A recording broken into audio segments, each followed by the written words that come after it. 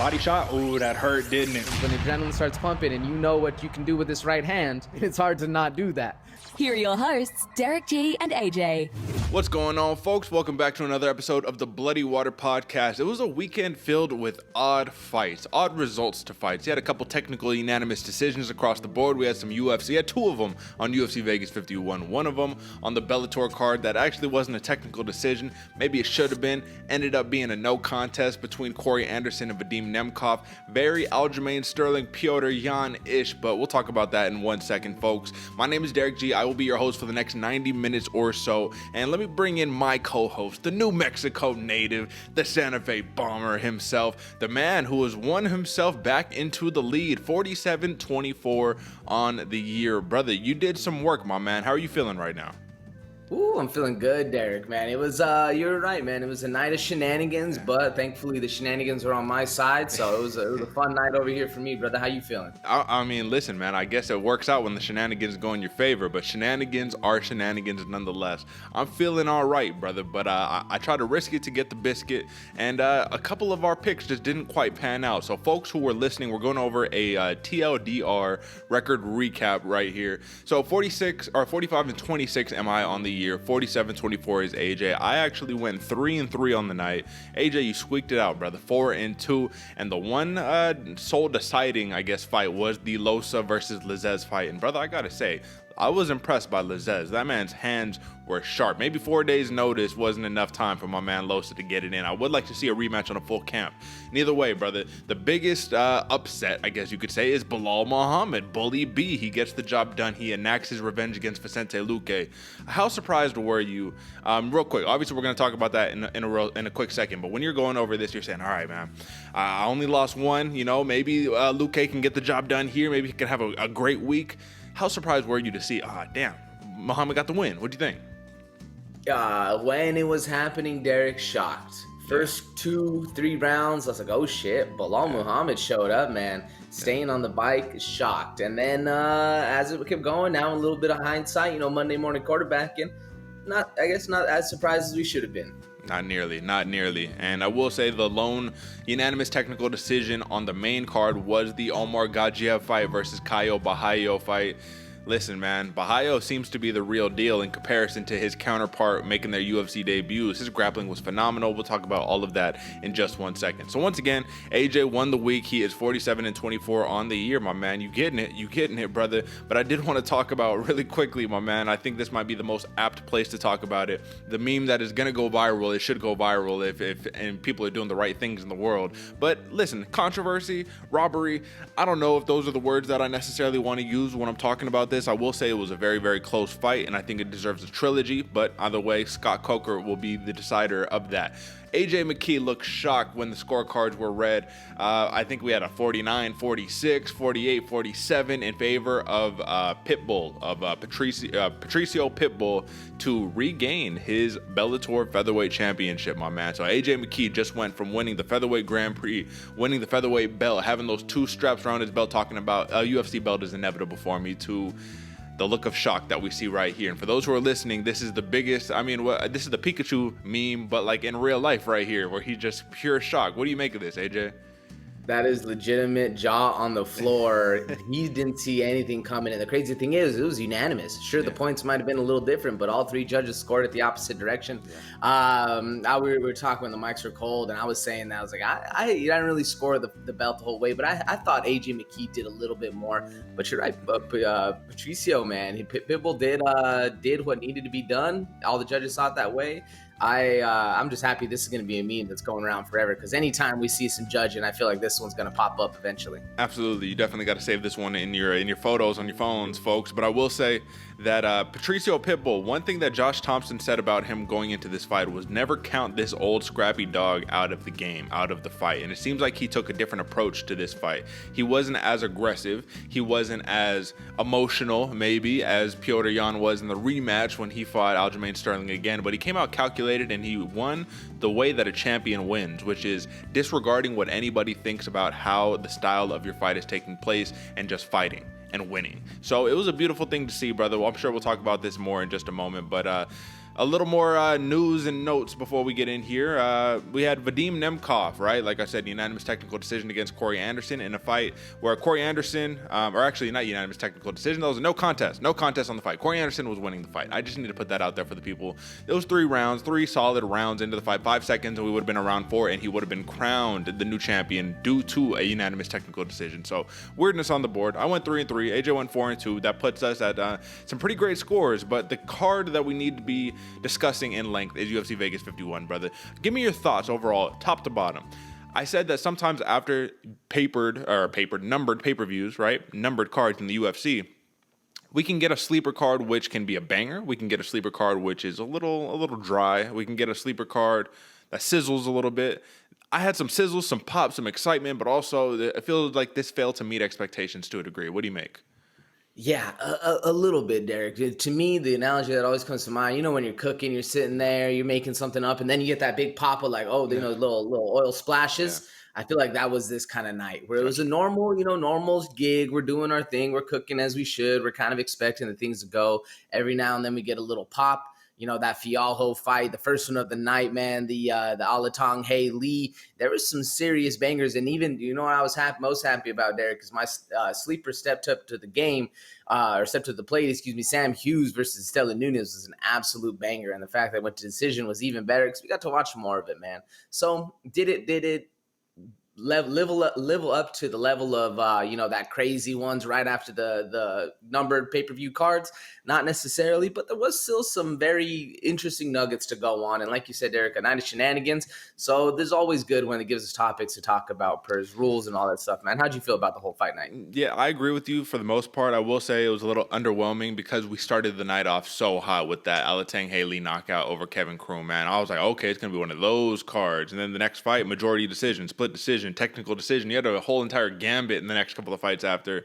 Overall, 5 finishes on 14 fights, so not the greatest finish rate on the card, but it was a fun fight, man. There were some people who got some upsets. There were some feel-good stories. Drakkar Klose gets back in the win column after nearly 2 years of inactivity. Let's talk about that Jeremy Stevens shove and all that, the neurological damage. We'll talk about that in a second. We saw some good fights, man. So how about we're going to not mince words here. We're going to get straight to the joints, folks. Drop a like, subscribe. You know what time it is. We are one subscriber away from 360 subscribers. So I know in the grand scheme of things that could be more or less meaningless, but I will say we really appreciate it because it feels like every couple of weeks we're looking at, we're at 360, about to be 370, about to be 400. Remember the goal this year, right? What was it, 500, 750, something like that? I think it's attainable. I think we're going to make it done. So drop a like, subscribe. We appreciate you, folks. Without any further ado, let's talk about some main card recap, brother. Let's do it. Have you seen that replay, buddy? Your head was bouncing around like a pinball machine. Time for some main card breakdown, courtesy of your hosts, Derick G and AJ. Okay, AJ, so going into this fight, when we previewed it, I said Belal Muhammad would have a speed advantage. He's a little more of a technical striker, but for Vicente Luque, his strikes come with a little more consequence, right? When he hits you, it's trouble. It's issues, right? He cuts off the cage. He doesn't let you work your game.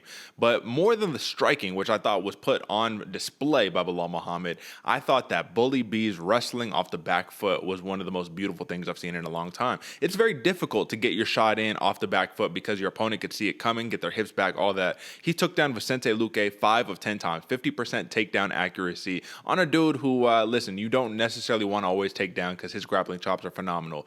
What did you make of this entire situation, brother? Like you said earlier, as you see it happen, it's kind of like, oh shit, this is happening in real time. This is crazy. But when you reflect on it, you're like, well, if this was the way for him to win, this is how he got it done. What do you think? And it really was the way for him to win, man. Stay on the outside, avoid the big power of Luque, keep the game moving, and the second you can get him down, shoot to those hips, grab him, put him down, dump him down, and control the fight, man. Bully B showed up, and that really is what he was doing, man. He was being the bully in there, you know, putting his power into the thing. And the nice thing, man, that I saw about Muhammad, he was eating a couple of those left hooks, and they didn't phase him as much as that first one was. I was just watching the post-fight press conference where he was talking about, I was a little worried that first one was going to hurt or, hit me, and I was going to hurt or go down. A little worried about that, but then in the fight, it happened. Didn't really stress it. It wasn't as impactful as it once was, man. So I was pretty impressed with Belal. I mean, the fact that he's able to control and get to the back for the most part whenever he was on the ground, get to those scrambles, do the ground and pound, 5 takedowns on Luque. Very, very impressive for Belal coming forward, man. How do you feel about him? I definitely have to agree. I mean, this right here solidifies it. This cements it. Belal Muhammad is no one to be played with anymore. There are no more questions. You beat a dude like Vicente Luque, you are an upper echelon welterweight. I don't care what anybody has to say. So the people in front of you now, you have Gilbert Burns, you have Colby Covington, and Khamzat Chimaev. And obviously Kamaru Usman because he's the champion, right? But those are the only people in front of you. At this point, you've separated yourself from the pack. And the other prediction that we made, AJ, is we said that Vicente Luque, if he wins in devastating fashion, you're probably next up for a title shot. Probably not the case for Belal Muhammad. And unfortunately, I mean, it came to fruition because though Belal Muhammad did win impressively, there wasn't a finish. It wasn't an impressive domination of a victory. It was Vicente Luque was chasing you down, but you're getting the better shots. So let's talk about title implication real fast, my man. Even though Belal gets the win, he knows because he's a smart man. He's a desk guy himself. He says, well, I know I'm not going to get the next title shot. Khamzat's probably going to get that or something. So let me fight Colby Covington. Let me fight the number one guy. You know what I mean? So let me fight the guy that's closest to the title that's not the title holder so then I can beat him. And then you can literally not tell me anything because I feel like he's taken the track of I'm going to beat everybody until there's nobody left and you can't deny me any further. I'm not going to ask. I'm not going to wish. He even said, he's like, I'm not going to call out the champ, man. I'm just going to beat Colby Covington and then you're going to have to give me the belt. So what do you think? I like it, man. It's almost undeniable, you know. Especially if he gets a win, if he does to Luque or if Belal Muhammad does to Covington, what he did to Luque, we're gonna be shocked. Yeah. Imagine he out wrestles Covington, man. We'll be absolutely shocked. And then he's undeniable. Then he's the next one up for the strap. I think it's a great call going after Covington. I don't know if the fight will play out necessarily as much in Belal's favor as he's thinking, but if he does, man, he's gonna be on a world record pace to shock the world. Yeah, you know what? I agree with you, and I'm thinking big picture here, man. And I want to know if you agree with my sentiment here, because I don't have anything to back this up or to validate it. This is just like a gut feeling. Do you feel like the UFC brass, like the higher up UFC cats, don't want Belal Muhammad to win? You know what I mean? Like they don't want him to rise up that upper echelon. Not only because he is a dude who is kind of pretty staunch, talks his mind and all that. He's a firm supporter of Palestine. I just think that for some reason, man, he doesn't get the hype. He doesn't get any of the stuff that he deserves, man. Like he is literally a wrecking machine right now. 21-3. He's a machine, brother. You just beat Vicente Luque. You got wins over. Let me just pull up some recent wins for Belal Muhammad. You got wins over Stephen Thompson, Davian Maia, Diego Lima. That no contest to Leon Edwards. But I mean, come on, brother. Like you beaten the legends. You just beat the number 4 guy. I still feel like, I don't know, I need to hear Dana White talk about him or something because I just feel like there's not the love that he deserves. What do you think? I agree with you, Derick, man. They're not giving him anywhere near the love that I feel like he deserves. And even the fact that you haven't heard Dana White talk about him kind of says a lot right there. You know, usually Dana White comes out the next, that night, has a whole press conference about it. I haven't even seen the clips about that, what he's talking about either, man. So I don't know why they don't give him the love. But he's one that's flying under the radar, whether he chooses to or not. Yeah, absolutely, brother. But like I said, it's almost undeniable at this point. He is taking the blue collar approach, and you love to see it. You gotta love to see it. You gotta respect it at least. Even if you don't love it, you have to respect it. Some people don't like that he is going a very decision fest style. You know, some people mock him and say it shouldn't be remember the name, it should be remember the decision, right? So it's like, you know, that's a little harsh because you do need to be a finisher at the grand scheme of things if you want to entertain people. But if you want to win, it doesn't matter how you get it done, just win and they won't deny you, Habib style. So listen, brother, this was a huge win by Belal Muhammad. The one thing that I want to talk about numbers wise, or I guess I should say X's and O's ish right about this fight, is that the movement of Belal Muhammad seemed to give Vicente Luque some issues, brother. The lateral, always moving on his bike the whole entire. I mean, it speaks to the gas tank of Belal Muhammad, which is incredible. But I wanted to ask you, there's two schools of thought here. It's either one, Vicente Luque had an off night and he wasn't able to catch Belal Muhammad, he wasn't quite able to get his hands on him, or two, Belal Muhammad's movement was so strategic and so Michael Chiesa-ish, Vicente Luque was struggling with planting down and actually throwing those power shots because when he did, he was getting taken down every time. So which school of thought are you in, AJ? I'm leaning a little bit more towards the first one, Derick. I'm leaning a little bit more towards it just wasn't Luque's night. You know, it was a lot more. Belal Muhammad was on, and credit to Belal. I don't want to take anything away from him. His movement was crisp. He was staying on his bike the entire time, avoiding being in trouble where he knew he could get caught up in a corner or something like that. and circling out, man. Great game plan. So I could see where the game plan would work and kind of come into effect. But Luque, man, he's one of those ones that cuts off the ring. He knows where you're going. He has that big left hook that hurt Muhammad a couple times, and he has power in his right hand, man. So he was switching stances. Luque was doing all the correct things. I just think he wasn't quite on. I don't know. I know you'll agree with me, Derick, and I don't know the viewers out there. If you've ever played a sport, sometimes you're better than that. Sometimes it's just not your night. Sometimes the ball doesn't go in the way it's supposed to. You don't have that flow. I kind of feel like Luque was a little bit off. I don't want to take anything away from Belal's win because I do think Belal won the fight.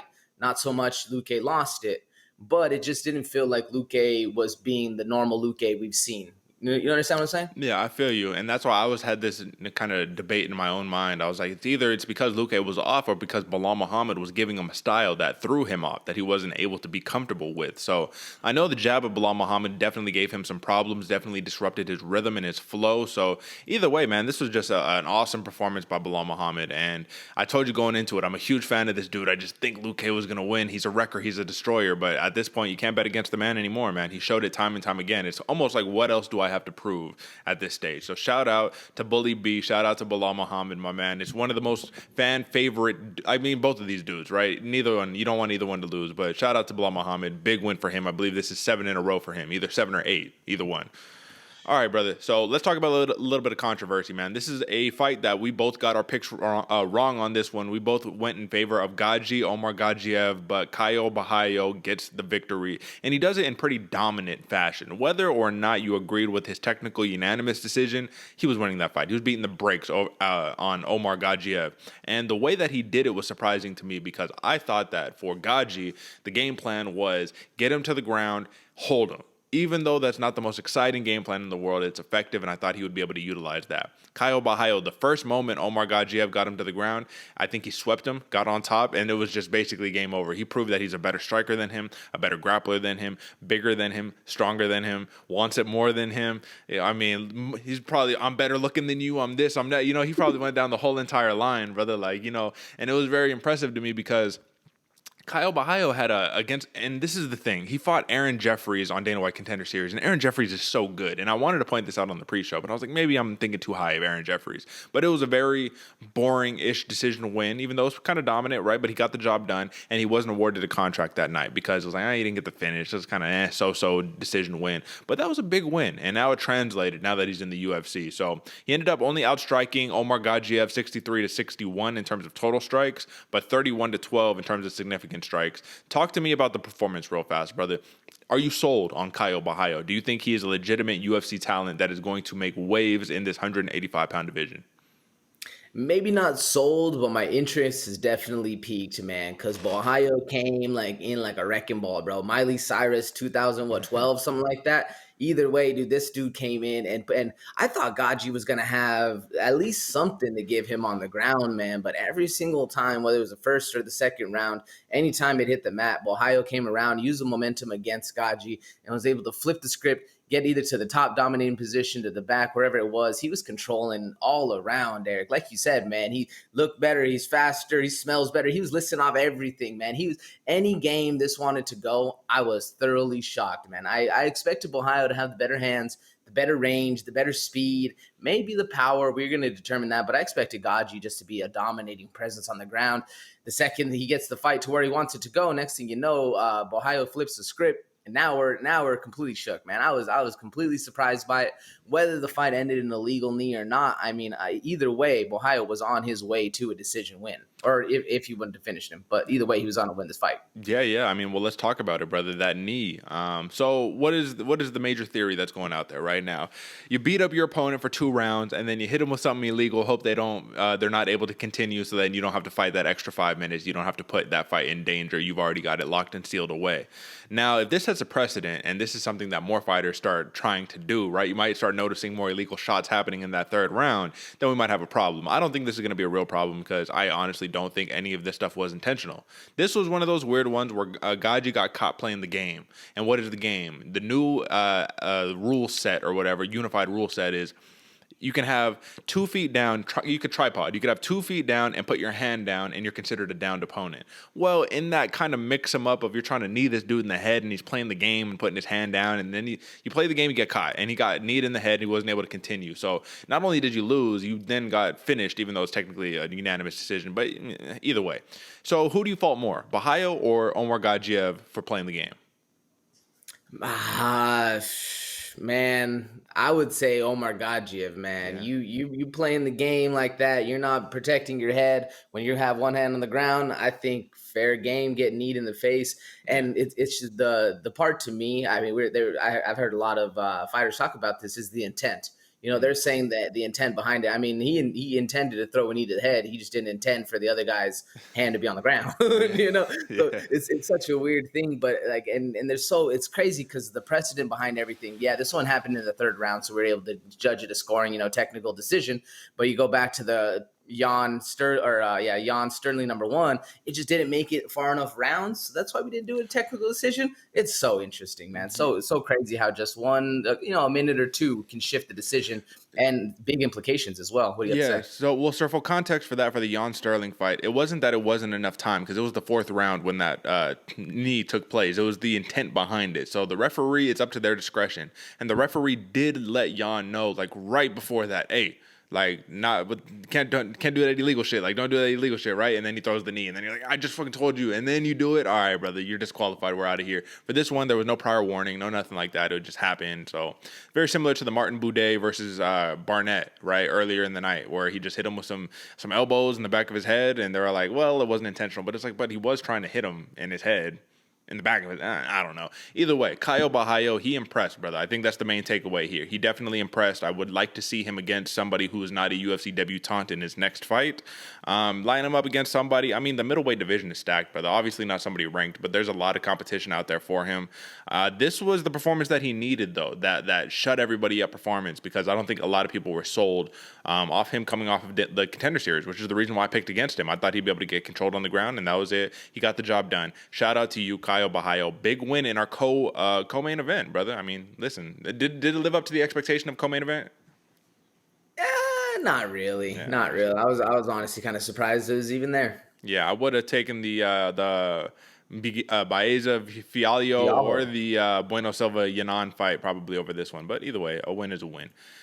And AJ, man, I don't like. It's like not too often because we have a pretty good accuracy rating here, so it's not very surprising when we pick correctly, but I do think we need to take a victory lap here. And the reason why I want to take a victory lap is because we had made a prediction here, and we said Andre Fialho was a live dog going into his fight against Miguel Baeza, Caramel Thunder, the young, talented fighter who, up until this point, I mean, listen, he had only suffered 2 losses in his career, and they were both by UFC opponents. This dude was a killer coming in, and he has suffered a pretty nasty losing streak as of late. But it doesn't matter, because the point is Andre Fialho, brother, is the real deal. Let him get his hands on you. Let him clinch you up and start throwing some uppercuts, brother, and it's going to be a short night for you. The power was impeccable, and he exploited the one flaw that we saw a mile away. Very Dusko Todorovic-like is Miguel Baeza, where you're great with your hands, man. You know, you're able to put it on people, but your one fatal flaw is that chin is sky high, and it does not work at the highest of levels.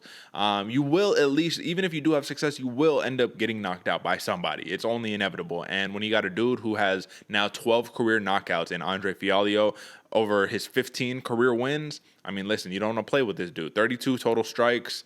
I mean, that's all it took, man. 32 strikes, and he got him out of there, brother. How impressed were you by Andre Fialho, and how surprised on a scale of 1 to 10? Because we did call this one going into it.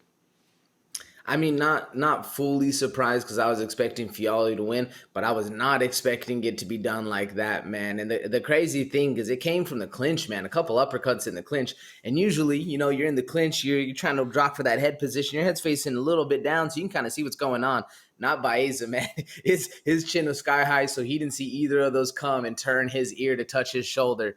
Man, very impressed by Fialho, but not too surprised, man. This is kind of what I was expecting. This dude has crazy, crazy power, and if you're willing to play that game of I'm going to eat one so I can give one back with Fialho, you're in for a very short game. Yeah, absolutely. So my question is, how impressive is it now seeing that Michel Paedo was able to take a lot of those shots by Fialho on the chin and keep it pushing? Now, granted, it was a very short notice fight, so he didn't get a full training camp.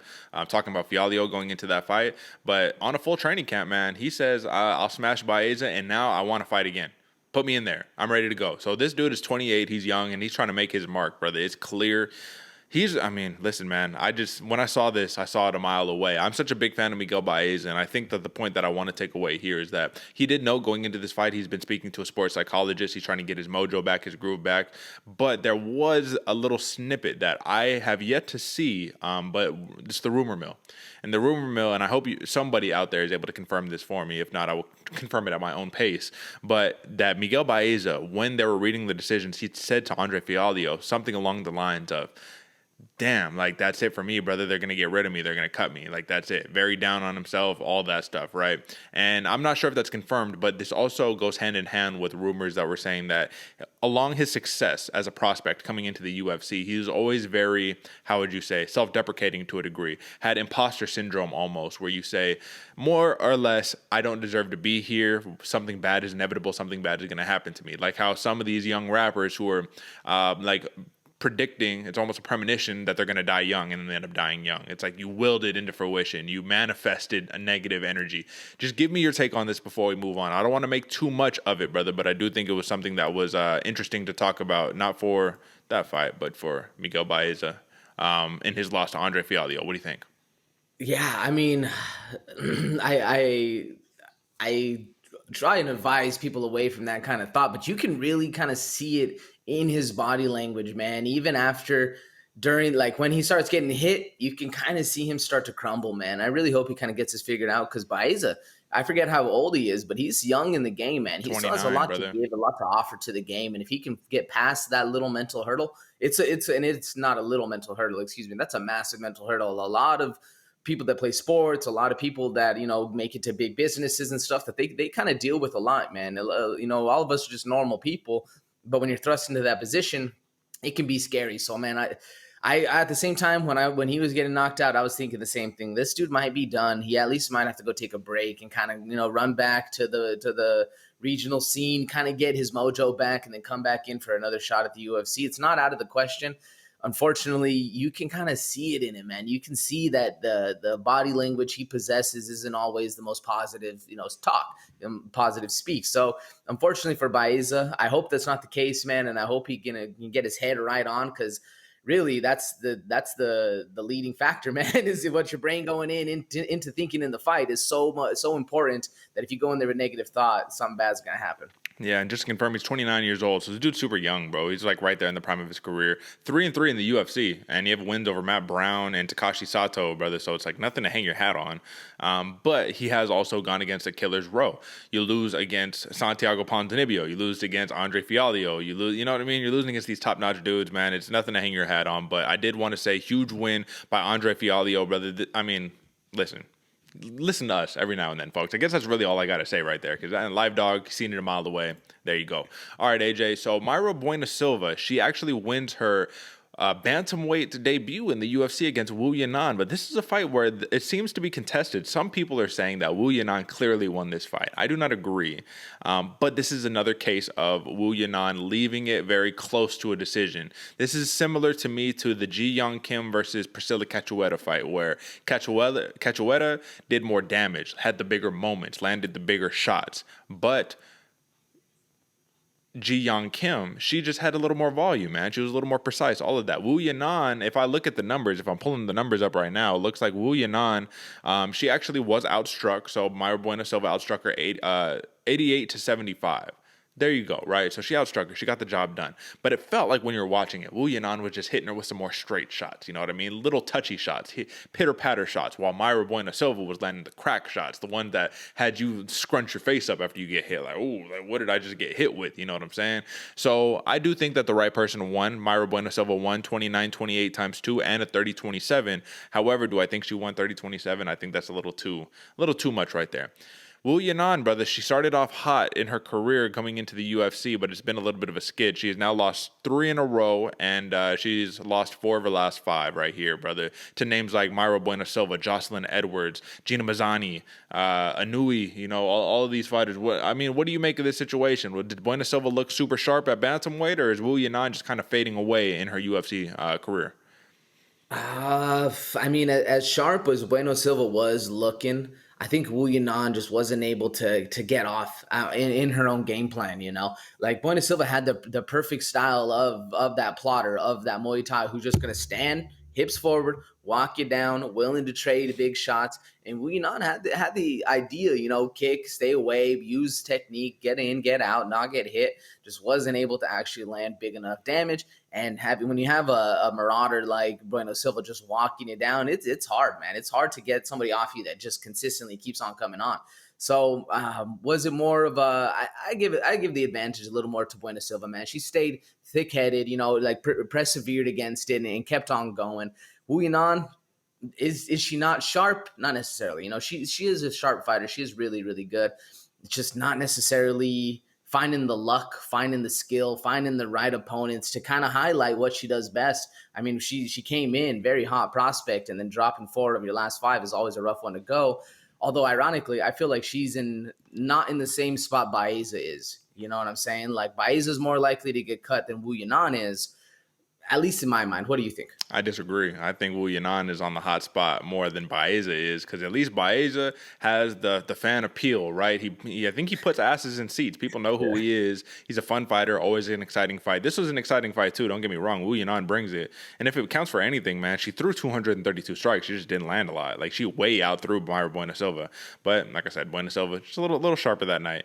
Yeah, man, I think that she'll stick around maybe for one more fight, but that might be it. But this is it. I think they just given her chance after chance after chance, and you just, you know, you can't get the job done. You can't get the W on the board, man. It's an issue. So shout out to Mayra Bueno Silva. Very much did have that Muay Thai style, that crushing style. I did want to just note, though, and this is not a knock to her necessarily, but it just troubled me a little bit seeing that she's so one-dimensional when it comes down to that walk forward, I'm going to smash you style.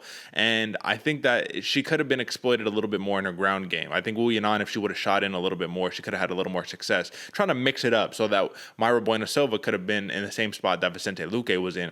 If I really sit down on this shot, I'm risking getting taken down. And if you have somebody who can control you there, it might be a different story to this fight. So I think in the women's bantamweight division, especially as she starts rising up this ranks, which I think will happen fairly quickly, brother. I mean, the women's bantamweight is very shallow. Once you start rising up those ranks, you're going to get against some of those tough girls. And I mean, listen, brother, let me just take a look real fast. Do you want to be fighting the Raquel Penningtons, the Aspen Lads, Yana Kunitskayas? Like, I just don't know if she's quite ready for that. Even the Pannie Kianzad, we saw how impressive she was against Lina Lansberg. So, I mean, either way, a win is a win is a win. Shout out to Mayra Bueno Silva representing the proud country of Brazil right there. Big win. All right, AJ. Now, I have to give a little bit of love right here to the Philadelphia native and Pat Sabatini, my man. He did something that I thought he would do, but he did it in much more of an impressive fashion than I thought he was able to get it done in. Pat Sabatini basically put the backpack on TJ Laramie, brother. And do you know how good TJ Laramie is, AJ? Like, do you know how good that dude is? His wrestling is phenomenal. His striking is crisp. His power is outstanding. But Pat Sabatini said, well, none of that matters, because when I get on top of you, yeah, brother, you're going to lose all your energy. I'm going to drain it all out. Outstruck TJ Laramie 124-22. Brother. I mean, this was clinic. You can see the look of defeat. You could see the look of despair on TJ Laramie's face the moment he stood up and that third round was announced over. How impressive was Pat Sabatini's performance at UFC Vegas 51? Man, this dude is a mauler, bro. He nullified everything TJ Laramie had to offer. And this was, I was a little concerned at the beginning of the fight. First round starts, you know, they kind of start mixing up, kind of start feeling each other out. And I was a little concerned, man. TJ Laramie was looking good. And then Pat Sabatini comes in and just does what he does best, man. Didn't let any, just smothered him. When a fire happens, they give it the fire blanket, put you out, smother you out. That was Pat Sabatini, man. Fire blanket status all day. Just backpack on him, crazy pressure, nonstop too, man. Relentless. This dude had all the cardio in the world to be able to keep going and put TJ Laramie into those deep waters that really, man, when you're the one that's used to putting people in that position and then it happens to you, it's quite a shocker, man. It's quite a shocker. And I think that was a lot to do with the faces we were seeing TJ Laramie make, man. He was down on himself. He was feeling it, man. It was a very impressive performance by Pat Sabatini. Yeah, I agree, man. Sabatini went 6 of 10 on takedowns, and we know that's the game plan. Get him to the ground. But the only thing to trip up on was if TJ Laramie reverses position and gets on top of you, you don't want that. And he did get there a couple of times. And what did he do? He did what wrestlers do. Controlled Sabatini in half guard, just kept him there, held him there, tried to work some ground and pound, but to no avail because Pat Sabatini's jiu-jitsu is slick, his ground game is super slick. And one thing that the commentary team said that I actually agree with is that if he sticks around and he even just stays on his back, that's still a better position for him to be than standing up against TJ Laramie, because TJ Laramie can crack. I'm not saying Pat Sabatini can't, because he absolutely can, but when he's just working things in his guard, when he's sweeping, when he's putting you in odd positions, threatening for omoplatas, threatening for all of this weird stuff, man, it puts you on a little bit of a different edge where you don't want to recklessly, swing away. Similarly to what Paul Craig does to people, Where Paul Craig, who did he fight in his last fight? Do you remember off the top of your head? Not off the top of my head. Either way, what does the dude do? He throws a big ground and pound shot. Paul Craig times it, slips him in for the triangle, and that's it right there. Pat Sabatini, man, you could tell he was trying to set some things up, but wasn't quite able to get it done on a strong wrestler like TJ Laramie. Either way, TJ Laramie now falls to 0-2 in his UFC tenure, man. He lost his first fight to Derick, loses the second one to Pat Sabatini. You can't sit here and say that he's not getting fed to the wolves here with these high-level fighters, but you can also say you want to be an active fighter, and this was his first fight in over a year, brother. Do you think he gets back in there quick? I mean, you got to fill out that 3-4 fight contract, right?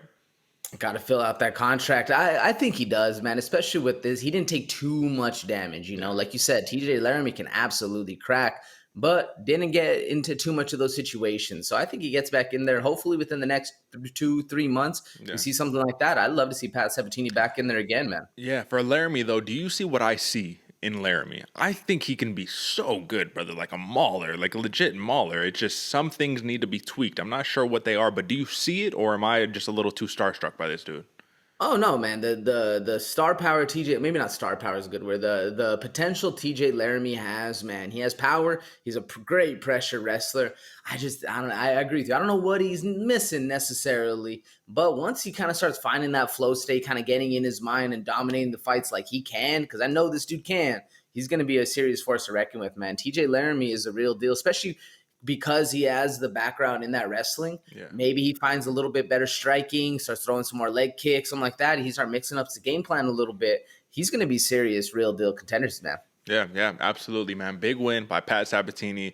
This now makes his win streak 6, 7, something crazy like that. Let me actually do my man justice and take a look, because this is how impressed by Pat Sabatini I am. I think this is 6 in a row for Sabatini. This is his fourth win in the UFC, so he's 4-0 in the UFC. And let's not forget, he's coming off of a regional championship before he got into the UFC. So he went from, he got a couple losses on his tenure, right? 3 losses overall, but 17-3. This is a dude who I can safely say is probably going to be a dark horse in that featherweight division. Now, AJ, last thing before we move on.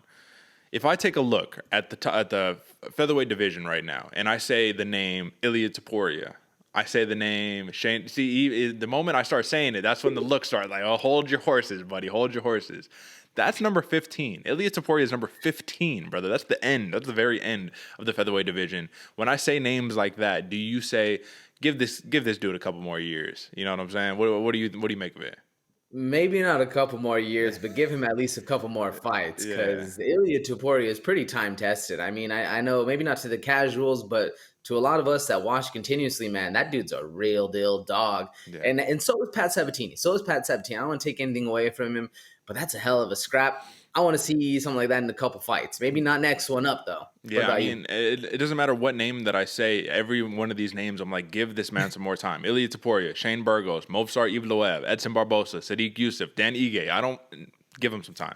Pump the brakes, but I do think that this man will be a force to be reckoned with in the near future. But right now, when he's coming against these dudes, these ranked around number 100, ranked around number 50, stuff like that, man, this dude's a killer. And for him to be a minus 450 favorite, that was easy money, I felt like. But either way. All right, AJ. Now, this was the opening bout of the main card, and this one delivered, man. Mounir Lazzez, we haven't seen him in action since his last loss against Warlley Alves, where he just got starched with the quickness. And this man fought with a vengeance. Like, this is a dude who said, oh, you embarrassed me out there back in, I think it was Abu Dhabi. You embarrassed me back there, which is kind of his home turf. All right, brother, I'm going to have to make you pay. And against Ange Loosa, he made him pay. 141 to 91 was the total strike differential. 141 to 88 was the significant strike differential. And Mounir Lazzez, I mean, he looked like a seasoned kickboxer out there, brother. But Ange Loosa, he did one thing that I thought was very detrimental to his game plan. He wasn't able to secure the takedown, and then he just stopped shooting for it. I think it was a cardio thing. I think he was like, bro, I'm coming here 4 days notice. I'm too tired for this. I can't do this. But either way, striking with Lazzez is the worst case scenario. Like, solely striking with Lazzez is the worst fucking thing in the world that you can do, because he picks you apart. How impressive was this performance by Mounir Lazzez? Like, his hands, his feet, he was sharp on all aspects. We're looking at head strikes, 98. Body strikes, 23. Leg strikes, 20. So he was all across the board. He was hitting them with everything. What'd you make of it? Man, he was looking like a technician out there. And this is what I was expecting, man. This is why I went with Lazzez, man. He's just, if he's in his element, striking, kickboxing, he is sharp. Like you said, Derick, mixing them up wherever, legs, body, head, doesn't matter. This dude can fire anytime, anywhere, and still land with precision and power, dude. Mounir Lazzez is a serious force to reckon with. But honestly, Derick, I was also a little impressed with Ange Loosa, man. Mm-hmm. I thought it was going to be the fact that he was able to go the full 15 minutes and not get finished. I thought he was going to get finished early, maybe end of round 1, round 2. I thought that's where, the gas tank, the natural energy, the adrenaline dump, that's where I thought all that was going to end. But this dude stayed with him, man. He stayed with it, and he was landing big power shots. There was a couple times, even in that third round, where I was like, oh shit, Loosa might come back with one crazy one and just get something we've never seen, so a left park out of nowhere. So I was pretty impressed with both fighters right there. And as good as Mounir Lazzez was in the striking, I was also just as impressed with Ange Loosa, man. What about you? I will say this is a fight that I thought warranted a rematch down the line when Loosa can get a full camp. But I do think that he proved that he belongs in the UFC. I mean, that's what Gilbert Burns was telling him. Gilbert Burns was in the corner talking to him.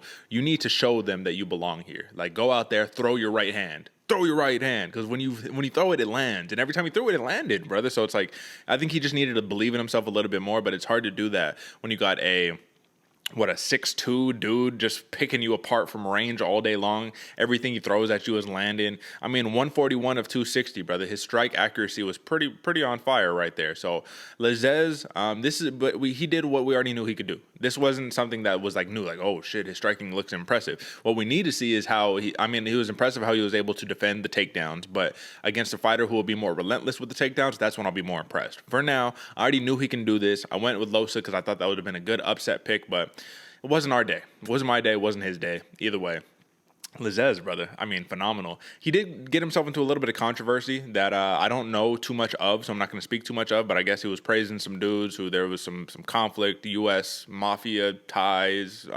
Crazy, right? Look how I get the intrigue right here. I probably shouldn't even let off with this, given that I have zero information. But folks, I do encourage you to go hit the Googles, look up Mounir Lazzez, and then just hit news or something, because they're probably writing articles about it. It was interesting. It was on the Twitter sphere when I was talking about this. But when we're talking about fights, we know that was a big win by Mounir Lazzez. And with that being said, folks, that was your UFC Vegas 51 main card. So I'm going to ask this now that we've looked over it one more time, AJ. I'm going to ask you again. In comparison to UFC 273, in comparison to Bellator 277, I guess we'll use that comparison a little bit better, the Bellator one. I think because I watched more of the Bellator card than you did, and I could safely say that even this lackluster UFC sleeper card was a better production, better through and through than the Bellator 277 card. The thing that kills me, AJ, is that Bellator will be like, all right, we have this 0-4 dude versus this like 1-3 dude, and like, all right, let's scrap. Now, I will say there was one fight on Bellator, brother, where it was his name was fucking crazy, bro. It was like Socrates Hernandez or something like that versus a dude whose last name was something Luna. And that was a fucking war, bro. And it was between two dudes with very terrible records. Actually, Luna was making his pro debut in that fight on the Bellator card, bro. Making your pro debut. Crazy, right? Either way, what do you think that's going to be the big tell-all, or that's going to be the big differentiating factor always between UFC and Bellator, is that the UFC rarely, if ever, will give anybody a chance who has less than a few actual legitimate wins? Yeah. Well, I think that's kind of one of the big differentiators right there. And the crazy thing is the closest we've seen to UFC do that is put two guys making their UFC debut as the co-main event in this one. That's the closest we're going to get. We're not going to see a pro debut in the UFC. You have to be time tested to get up in here with the big dogs. It's just not as safe, And I'm even surprised Bellator does it too, man, because they have some serious real deal killers over there matching up people going into their pro debut. Pretty shocking and ballsy by the Bellator brass, man. It's very interesting to see that happen. I will say next week, I'm going to eat my words because we have Mike Jackson making his return next week. And I don't know if you remember Mike Jackson, but Mike Jackson is the dude who fought CM Punk and wasn't able to finish him. So then I think he got immediately cut from the UFC because Dana was like, bro, you can't finish CM Punk. Get the fuck out of here. But yeah, and his man's official record right now, because his win against CM Punk was overturned to a no contest because he popped for marijuana. His record is 0-1-0. That's his record, and he's going to be opening up the card on UFC Vegas 52. I'm just going to leave that where it's at. Folks, drop a like, subscribe if you like the segment. If you rolled with AJ, man, you did some heavy work. If you rolled with me, you plateaued a little bit. I let you down this week, folks. It's okay. I'll be back next week with a vengeance. Either way, if you roll with me throughout the year, you're above a 60% win rate. You're happy with that. I'm happy with that. But we could always get better, and that's the mentality we need to maintain. So, hit us up on Twitter at Bloody Water Pod, on Instagram at Bloody Water Podcast, but hit the hub, bloodywaterpodcast.com. You can find all the socials, you can find videos, you can listen, you can watch, you can do everything that you need to do, and I'll just leave that at that. AJ, let's hit a little bit of a prelim pour-over, brother. Devin Clark versus William Knight. This was a heavyweight affair, my man, and William Knight was looking more impressive than I thought that he probably should have. 250 pounds, moving like a fucking middleweight, like a middle linebacker, you know what I'm saying, out there just putting it to Devin Clark until he didn't. He was winning until he wasn't. He got caught, brother. It's safe to say that. This was a third round, elbows and hooks TKO on behalf of Devin Clark. Who was more impressive, though? Even though Clark got the finish, William Knight still did some real work, real damage. Who was more impressive to you? Honestly, man, William Knight, man, he came in, he was looking thick, he was big. I know it was a late replacement, so he wasn't able to make 205. That's why they were scrapping at 265. But homeboy showed up at 250, bro, thick, and kept the same pressure, obviously had the same power, but the speed was still there, man. I was so shocked to see this dude moving like he was, man. And Devin Clark, the same thing. He looked great at heavyweight. He might have been, I forget what it was, 230, whatever, but he still looked great at heavyweight, man, able to get things done. I was just a little bit more impressed with William Knight coming off of that late replacement where he's able to be that much overweight of what he normally is and still perform the same, man. Still had the same skills, the same speed, all that stuff. Very impressed. He was winning the fight until he wasn't, man, and that's what happens with them big boys. You get caught, and that's, night. Name of the game, brother. So I do think William Knight, even though this is a couple losses in a row. I mean, at this point, he's 11-4, and he has lost 3 of his last 5. So he lost against Devin Clark, Maxime Grishin, and Da Eung Jung. So I mean, listen, man, I think that because he puts more or less of a valiant effort in for each and every fight, the UFC will probably keep him around. He's fun, right? He's fun. Every time that this dude is on a card, I want to watch. You know what I'm saying? So I think he'll stick around. But either way, this was a tough loss. Hopefully, he will be able to rebuild his career in the heavyweight division. Now, for Pannie Kianzad, brother, the fighter who I've had her as a dark horse forever, man. I mean, hands are great. Her takedown defense is getting so much better, and she got to win against the elbow queen, man. She got to win against Lina Lansberg, which is important. You need that win, even though Lansberg is now 40 years old or whatever. You need that win. Going into this fight, Lina Lansberg was ranked 11, Pannie Kianzad number 12. I don't know what Kianzad needs to do to break into the top 10, but I'm hoping that this could kind of do it. Her most recent loss, AJ, was against Raquel Pennington, and that's nobody you're going to hang your hat on right there. But aside from that, brother, look at the hit list. Since losing to Julia Avila in 2019, who the Raging Panda is a savage of her own, win against Jessica Rose Clark, win against Betch Koheo, win against Ajara Eubanks, win against Alexis Davis, win against Lina Lansberg. What else does she have to do to get into this top 10, brother? What do they have against our, you know what I mean, the Swedish dark horse in Pannie Kianzad? Give me your take, brother. Man, I think she just got to start cutting some promos for herself, man. Instead of taking what the bosses offer her, she's got to kind of start making some waves because apparently they're not doing her any favors. You know what I'm saying? That's in the women's division, man. That is an absolute hit list of killers you just named off. And Pannie Kianzad seems to be flying under the radar, man. Not as doesn't have the star power, so I feel like she could possibly have. And I don't know if it's a Sweden thing. I don't know if it's just, like I said, she's not as vocal as she probably should be. Maybe get a new manager up there. Who knows? But man, yeah, she is the real deal in the division, and I hope she finally starts to get the accolades she deserves. Yeah, I agree with you, man. I mean, she's dangerous, and folks, listen now. If you haven't been listening before, listen now, man, because it's not going to be too long. She'll be challenging for that title in the near future. I do believe so.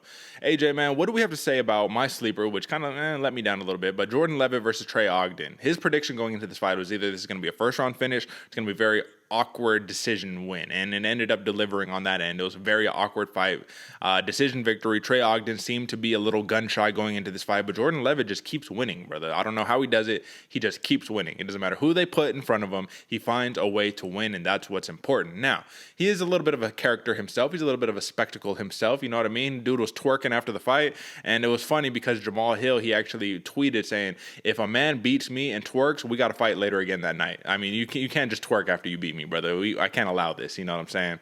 I thought it was funny. Obviously, it was in jest. But listen, Jordan Levitt is the dude who just, I mean, he gonna hit the splits on you after he knocks you out. He gonna do some ballet type craziness. This dude is gonna be. He's fun, man. He's fun, and that's all I can say about it. He's fun, and I do think he's gonna have a long lasting career in the UFC.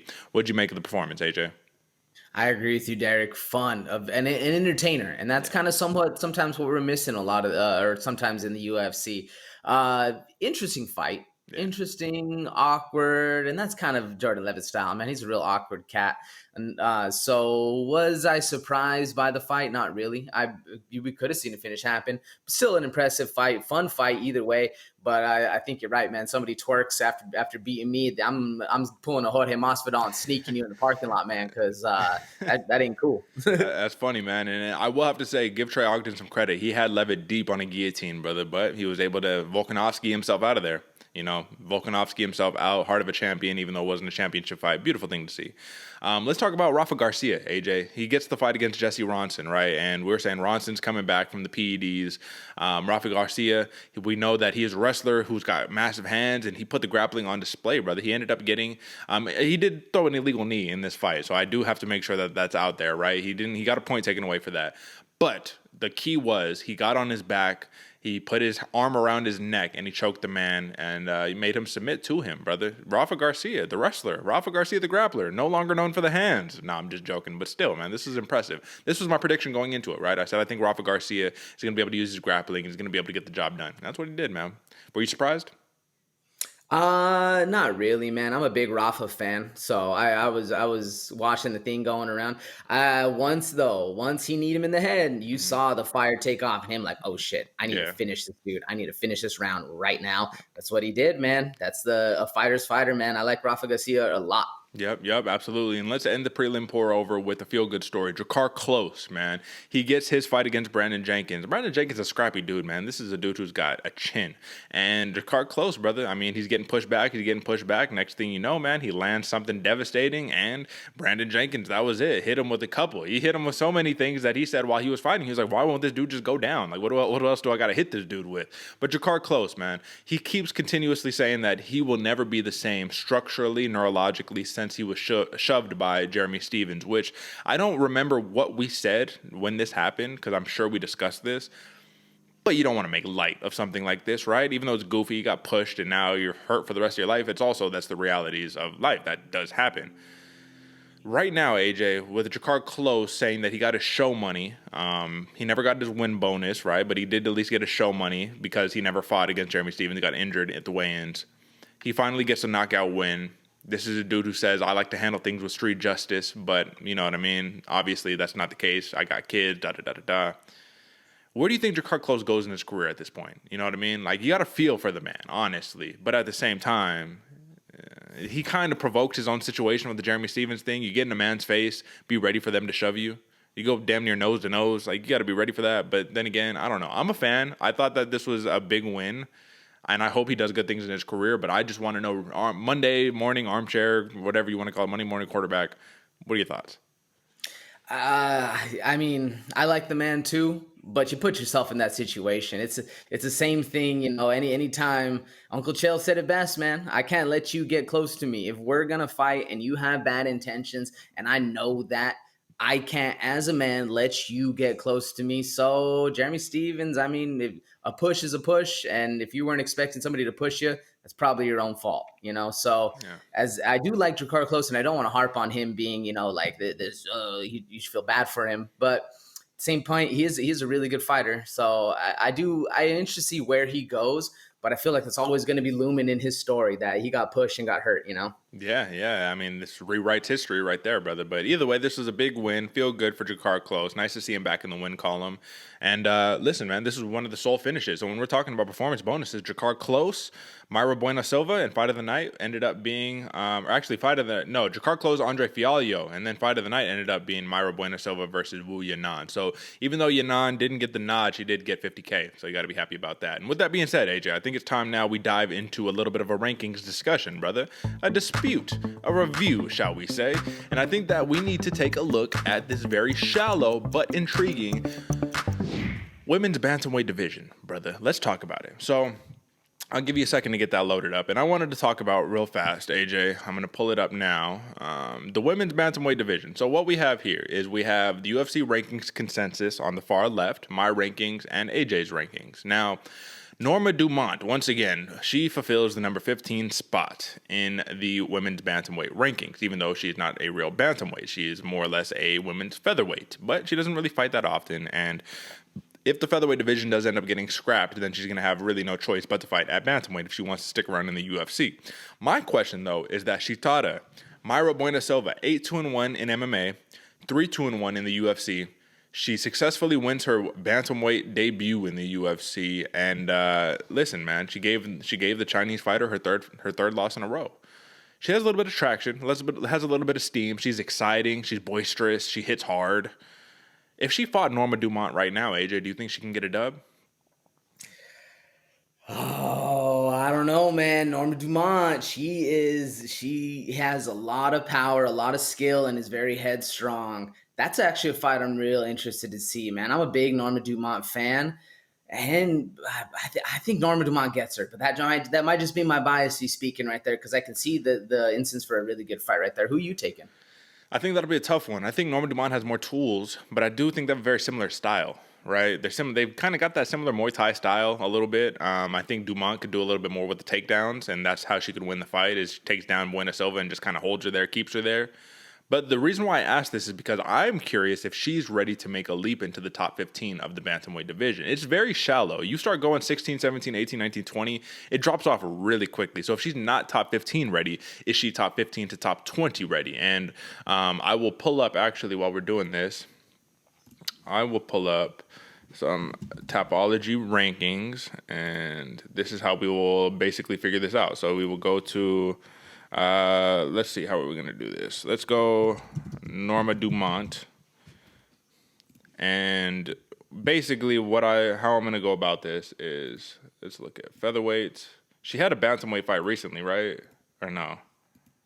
Yeah, she did. Yeah, she should have. If you scroll up, oh, there you go. Yeah, I think I'm probably taking the long way around this. If I scroll up, where do I got to go, brother? Fights and if you go back down to hers, Norma Dumont's page, she should have a right there in the middle. Yep, bantamweight. Yeah. No? Yeah, nope, she's at featherweight, but it's okay because now we're here and we can move it to bantamweight. There we go. All right, folks, sorry for the programming error right there, but either way, let's take a look. So 15. At 16, 17, 18, 19, 20, you got Jessica Rose Clark, you got Alexis Davis, Aspen Ladd, Jocelyn Edwards. Now, obviously, these Tapology rankings are not going to be the same as the UFC rankings, clearly, but the point here is that once you start getting into these names, the Vanessa Mellos, who I'm surprised to see she's in the UFC still. I don't even think this next fighter is in the UFC. Let's take a look. Martin Jude, no, PFL. So she's not even in the UFC anymore. She's in the PFL. So yeah, it drops off real quick, brother. You basically got a handful of fighters that you could fight who are outside of that top 15. This is my point. Let's make the decision now. Let's make it clear. Is she top 15 ready, or is she 15 to 20 ready? What do you think? I think Bueno Silva's about 15 to 20 ready. Maybe in there we could see her against somebody like, a Stephanie Egger. That's a hard fight as well, man. Carol Hossa. There's a lot of fights in that 15 to 10 that are really, really tough. So I think Bueno Silva right now, 15 to 20, feels comfortable for me. Okay. What about you? Yeah, that feels good for me too, because if she fought a Norma Dumont right now, even a Jessica Rose Clark, I think there's going to be some problems there. So I think that this is definitely I'm more happy when fighters move up a weight than when they move down a weight. So I'm happy that she's deciding to make this choice. But I do think that with a couple of good wins, man, she could easily find herself top 10, top 15. You know what I mean? Top 8 real quick, brother, real quick, especially with that power that she got. So that is your rankings review this week, folks. And if you're wondering why we went to the women's bantamweight division, it's because we only had 4 ranked fighters on this card, and there was not very heavy rankings implications. So we'll leave that for what it's worth. But now, AJ, I think it's time that we talk some fighter of the night. Right now, there is not a man on this planet that can stop me inside this octagon. The celebration is more work than the fight. Fighter of the night. All right, brother. So there was a lot of people that you could choose from, man. There wasn't a lot of finishes, so it's not like you had super impressive performances across the board. But there were some feel-good stories. There were some fighters who ultimately they got the job done, and they did it in an impressive fashion, even if it resulted in a unanimous decision win. I am curious to know who had the intangibles, who had the greatest storyline going into this fight, who put on the best performance, to not notch performance of the night, not notch fight of the night, but something intrinsic, something that's unique to this program, the fighter of the night. What do you think, brother? Man, there was a couple places to go, and honestly, Derick, I struggled with this one a little bit, man. I was trying to find something a little more. But, I ended up going with the layup, brother. I'm going Bully B, Belal Muhammad. Remember the name, however you want to phrase it. This dude's a real deal, man. Came in and going against somebody who you've lost to, especially round 1 knockout like he did in that exchange. You get caught with that left hook. That left hook's coming the entire time you're looking for it. Even him saying, man, having to go against the mental opposition, that big mental hurdle right there, to get past that and still stick to your game plan, stay confident, believe in yourself. That's kind of what I like most about Belal Muhammad. Like I said, it's a layup. It's a layup. I know it is. This dude came in, though, and showed what he has, man, what he has to offer, put it all on the table. And his cards had a better night than Vicente Luque's. But what I like most about Belal Muhammad, man, he creates a path for himself going forward, calls out Coward Covington, and keeps it pushed and says, I want to keep fighting. I want to stay on the desk. I want to do this. I want to do X, Y, and Z. I love when somebody takes their future into their own hands. And Belal Muhammad, Bully B, showed up, man, and absolutely put the work in like he needed to. And I like I said before, I think it was more just his night, more his flow was in there, more so than Vicente Luque wasn't. But either way, I think Belal Muhammad really proved that he is the real deal and here to stay in the division. And he's an absolute contender, man. So for all those reasons, that's why I'm making Belal Muhammad my fighter of the night. Derick, what do you think and who you going with? Layup, brother. You said it. It was easy. Come on, man. Wide open, game winner right there. Listen, it was not a bad choice. Belal Muhammad is clearly everybody's fighter of the night with this performance, but I have to go with somebody who I was praising a little bit earlier. I wanted to talk about Drakkar Klose. I wanted to talk about Andre Fialho, but they got performance bonuses, brother. They're already awarded monetarily. The one who gets the distinct privilege of the award of fighter of the night on the Bloody Water podcast today is going to be the Philadelphia native, Pat Sabatini, brother. I just gotta show the man some love, man. What he did to TJ Laramie, I thought was very, very impressive. And the thing about Pat Sabatini, brother, is that we've seen the striking a little bit more to be desired, right? We want to see a little bit of sharpening of the tools when it comes to the stand-up, so you don't have to be as one-dimensional. You don't have to struggle to get everybody to the ground every time. But the level of proficiency that he has in some of his grappling positions are second to none, brother. When I really watch Pat Sabatini do his thing and he's grappling up these people, I feel like his jiu-jitsu is levels above a lot of these fighters that he's going up against. His grappling proficiency just in general is backpack-ish, man. It's blanket-ish. It's Aljamain Sterling-ish right there. And with the potential in the featherweight division for him to be able to rise up those ranks, to get more experience, get good fights so that he could fight the upper echelon of these caliber opponents, it's going to be dangerous. So imagine a Pat Sabatini with the real rocks in his hands, real mallets for fists, you know what I'm saying? That's a scary man you don't want anything to do with, because he can take the fight anywhere it needs to go.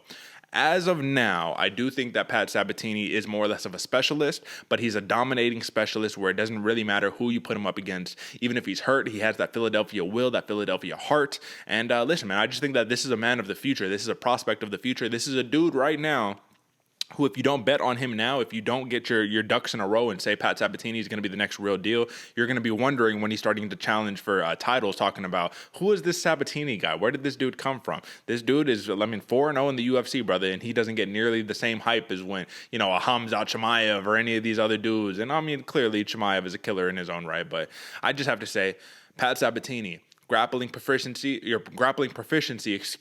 veteranship, right? You get in there and you fight like you're a chiseled veteran. It's a thing of beauty. It's a thing that you love to see. And for that reason, Pat Sabatini is my fighter of the night. AJ, brother, I mean, listen, can you go wrong with this pick? I don't think so. What do you think? No, I don't think so, man. Sabatini, you're the Iron Lung, the Irish Dragon. He's his favorite fighter as well. Yeah. It's very good company right there, man. I see big things for Sabatini coming in the future. Absolutely, man. And I don't love him just because he's a Philadelphia guy, man. He's just a fucking awesome fighter, and I think that we could leave it at that. All right, AJ, last piece of business before we get out of here. We need to talk about some word on the street, brother. So today, we're going to keep it light, but I do want your opinion on this headline right here. And the headline goes as such. Patricio Pitbull calls AJ McKee very unethical for flirting with the UFC while holding the Bellator belt. And I just want to leave the discussion there. Do you think that while AJ McKee, while he was the champion, he was more or less saying, UFC shot, we'll see what happens. I just got to fight out my championship contract, and then, I'm just going to test the market or do this or do that. Or, the UFC belt, that's a dream of mine. It's inevitable. I will have that belt one day. Do you think it's a little, if you're a Bellator champion, you're the number 2 champion in the world in terms of like the number 2 organization. Was it wrong, brother? What do you think? I don't think it was wrong necessarily in the sport of you promoting yourself, trying to get to somewhere better. I do think it's wrong as the fighter to not be focused fully on the fight ahead and say, no, fuck all the rest. I'm here to destroy this man right here, keep what's mine, and then we could talk about all that stuff later. You know what I'm saying? Like overlooking your opponent and overlooking the situation that is presented to you at hand is always a bad call. But as far as setting up, playing the chess of the game in the multiple things, I think that's the way to go, man. If not, nobody's talking about AJ McKee. You know what I'm saying? Like, there are very few people. I shouldn't say nobody, but very few media outlets are actually covering that. Yeah. But him saying that stuff gets a little bit more attention. I think it's a good call. What do you think? Well, yeah, because he's over here saying, I'll destroy Volkanovski and I'll do this and I'll do that. And it's just like, okay, well, you got to say those things, man, if you want to get that eventual UFC shot. I just think that what they're talking about is less about overlooking your opponent and more about if you are with one organization, you must retain your loyalty. But then again, we see how far that goes because Michael Chandler, he was talking about, I'm a Bellator lifer. Now you saw that you get an opportunity to fight for that UFC title, things change real quick. You're like, I think I'm with that UFC now. Oh, the UFC does things so much better, da-da-da. Like in hindsight now, he's loving the UFC. But before, he was the UFC lifer, brother. Or he was a Bellator lifer, excuse me. So I just thought that was interesting, man. The next thing that I got for you right here is that AJ McKee actually noted after the fight, he's like, 145, I'm done with that weight class. You want a rematch? We want to do a trilogy with Pitbull. We're going to be fighting for that 155 title, which, lest we forget, Patricio Pitbull vacated that, and Patricky Pitbull actually has the lightweight championship. So it's Patricio at 145, Patricky at 155. Both of them hold the title in Bellator, man. It's a beautiful thing. It's the first time in Bellator history that 2 brothers hold championships in 2 different divisions. But for AJ McKee, man, you do have to know he was the biggest featherweight you've seen in your life, dude. I mean, I think it makes sense for him to move up to 155. The question will become, if he does want to make the eventual UFC jump, will he be able to hang with these 155ers who are monstrous in the UFC? What do you think? Monstrous, man. Right now, I don't think so. I honestly, and if either of those dudes wanted to go against Volkanovski, I don't see it happening either, brother. I think it's a whole nother level up here. And it'd be interesting to see where he does play out, because Michael Chandler came in, they threw him to the dogs, didn't really necessarily hold up at the top, but he is in the upper echelon for sure. So it'd be interesting to see what AJ McKee can do. What do you think? Well, it's crazy because I think that right now, don't even disregard the Gaethjes, the Oliveras, people like that. Imagine him versus Makhachev. Makhachev, how would you see that one going, brother? Smash. I think Makhachev mauls him, brother. Yeah. Smash. Makes sense. All right, brother. All right, I'm going to leave it at there. I had one more article, brother, but I think I'm going to leave it at there right there. I think we end on a high note here, man. That was your word on the street, folks. And next week, we have Amanda Lemos versus Jessica Andrade, man, the return of Jessica Andrade. And I was telling you, AJ, that I was over here fighting at a Fuji Jiu-Jitsu tournament a couple weeks back, man. Andrade over there on the mat smashing people. Just relentless, you know what I mean? These UFC fighters, brother, they be in here, they be getting it in, constantly trying to compete, constantly trying to get that edge. And Jessica Andrade, she's ready to go, man. She's small, but she's powerful, brother. And against Amanda Lemos, who also has bombs in her hands, who also has real crack in her hands, It's going to be interesting to see how this fight plays out. I think that ultimately, AJ, the question that we have to have regarding the situation is Jessica Andrade being overlooked here because this is a return to strawweight. Let's not forget she's a former champion of the strawweight division. Why is she the B-side? Why is she fighting Amanda Lemos? What is happening here? What do you make of this situation? Kind of crazy, right? Yeah. I was thinking the same things when I heard this one announced. I was like, huh, it's interesting. And Lemos is on the rise, but I wouldn't have her as the B-side. That's kind of wild, man. I don't know what's exactly going on with the politics. Maybe it's because Andrade is dropping down again. So I don't know, man. I see it as Andrade is the A side all day long, but yeah. We'll and see. Let's just take a future look right here really quickly, brother, because this is actually interesting to me. Currently, the odds are okay. Jessica Andrade is the betting favorite. Going into this fight right now, minus 175 favorite with the plus 150 comeback for Lemos. So I'm at least glad to see that because I was like, if the odds makers put her as an underdog, y'all are just disrespecting right here. Like, there's nothing to say here. So this is going to be a fun fight, man. We got some fun fighters here. We have Clay Guida versus Claudio Puelles. That's going to be fun. Our boy Alexander Romanov makes his return against Tanner Boser. That should be a smash spot right there. Macy Barber, Suma Derji, Manel Kopp, Lando Venata. I mean, come on, brother. We got tons and tons of fun fights. So we're going to leave it here, folks. Get ready. Next week on Friday, we will be breaking it down. UFC Vegas 52. It should be a fun one. AJ is currently leading the scoreboard right now by just a couple of picks. I'll give you the credit where credit is due, brother, but I'm coming for you, man. I'm evening that score back up. You already know what time it is. All right, folks, that is it for us. Drop a like, subscribe, share the show with your friends. You know what time it is. AJ, got any last words for the people? Man, you said earlier, Derek, we're 1 subscriber away from 360, and it may be pittance to some people out there, but it means the world to us over here, man. It really does make a big impact and help us out so much. So please share with your friends. Let us know. Hit us up in the comments. We see people commenting all the time, man, so let us know what you think. Let us know how much money you win. You bet with me. We feeling good right now, but I for sure know Derek's going to be back next week, and it's going to be a fun one. I'm excited for this fight, too. That Andrade Lemos is going to be a scrap. I mean, this is the first women's strawweight main event that we've been seeing in quite some time. So get ready for it.